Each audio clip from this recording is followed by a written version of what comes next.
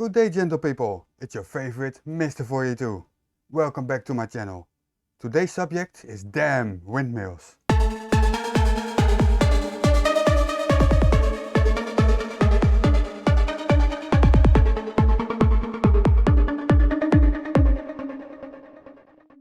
A massive welcome to my latest patron, HJSPE. Thank you very much. Hello, Flat Earth researchers, debaters and debunkers. Oh look, an idiot. Let's point and laugh.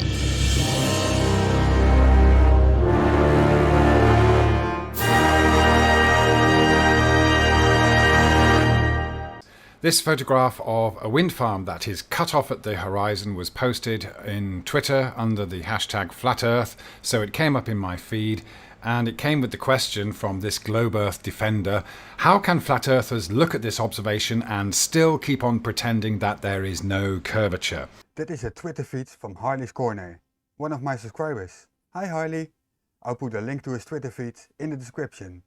So even though this has been demonstrated to be a normal phenomenon across a level surface outdoors several times over several years, and it has been debunked every damn time.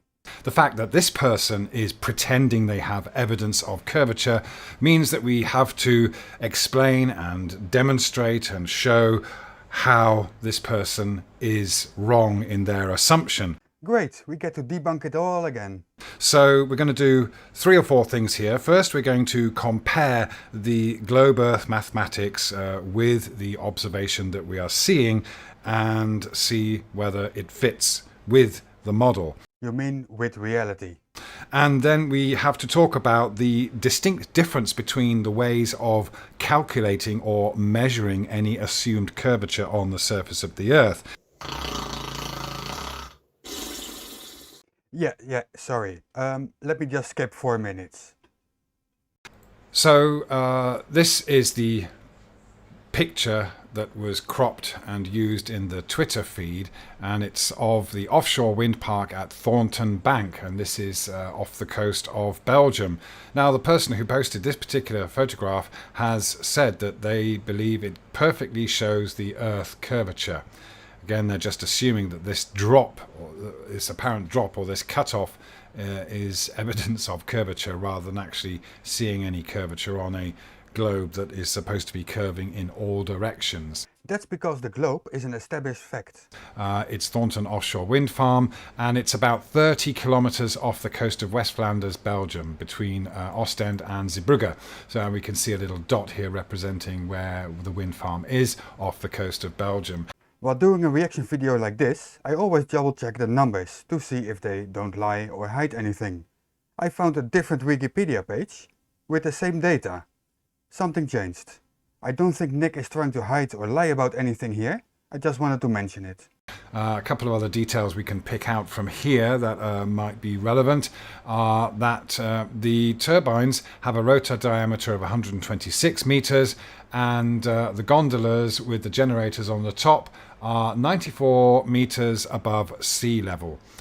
So we can just round that off to 100 to make things easier, but that gives us an idea of the dimensions and the distance that we're looking at. Okay, 30 kilometers away, and these things are about 100 meters in height. And this is what they should look like in full view. So if we just put, for example, 2 meters, we get a distance to the horizon of 3.14 miles, or just over 5 kilometers. And so if we consider what we're looking at here with these windmills, we can put in a height of 10 meters, if you like, and we have a horizon that's 7 miles away, or 11.29 kilometers away, bearing in mind that what we are looking at is a wind farm, if this picture is taken on the shore, a wind farm that is about 30 kilometers away. You're just pulling some numbers out of your ass because you have no idea where the picture was taken from or at what height. I'm skipping this irrelevant part. We can see the distance to the horizon changing across a level surface in this footage. We're looking along a road that is level because it's on top of a dam. It is level because it is on top of a dam? I'll be damned. Can you prove it? because it doesn't have to be level, you know? And it's about 600 or 700 meters long. Look at that distortion. Nice cherry picking, mate. Now, the reason that the distance to the horizon based on our height would appear to fit with the globe Earth formula for the distance to the horizon is because we are talking in terms of geometry. Perspective is described using geometry and angles and ratios.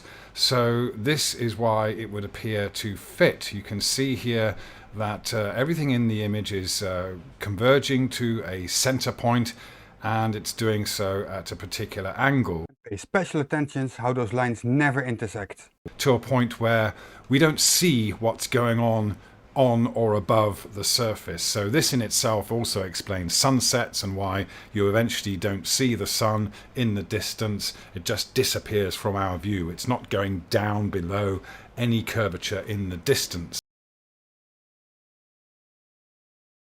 So this is why looking across a level surface and seeing the horizon come and go depending on our height is converted and translated into an imaginary curve on the surface of the Earth. It's not. It's the geometry of perspective that then becomes the imaginary curve of a spherical Earth. Absolutely incorrect, because you will not be able to make a windmill disappear this much. Something that might appear to fit with this idea that beyond the horizon the surface of the Earth is curving down and away from us, as we see these windmills at a greater distance appearing to do. But that again is simply because of our low perspective, we're close to the surface. Wenty Flat Earth would disagree with you. And no, I didn't misspeak. It doesn't look like we're getting any compression over 100 meters, I would say. Sure, it's only 100 meters and not 30 kilometers. Let's see how Nick tries to explain the disappearing button. And to finish this off, here is some more footage of runners in the distance, and half of their entire bodies are being cut off by not curvature but the horizon that is created in front of us as we bring the camera down on this level road surface, which again is rugged. It's not completely smooth, just like the ocean, but those small dips you can see are what creates the horizons in front of us and blocks off anything that's beyond that horizon. So there isn't a shin's worth or a leg's worth of curvature or dip there. It's literally the surface of the level road creating this in front of us as we bring our elevation down. And a shitload of distortion. Okay, and as we zoom out, you'll see things look more normal. It's only when we zoom in on these faraway situations that we've never really been able to see before with the naked eye that we can see these effects of what appears to be curvature or what is passed off as curvature. But when you look and study and test what we are told, we see that this always happens across a level surface. It also shows that it's negligible at higher observer heights. At what height was the picture taken again? That's right, unknown. And that's what we are seeing when we see windmills and other things cut off below the horizon or beyond the horizon.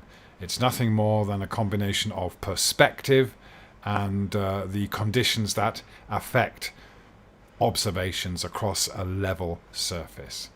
And all he had to do to come to that conclusion was to assume a random observer height and distance, cherry pick a video with as much distortion as he could possibly find, and repeat false information that has been debunked years ago.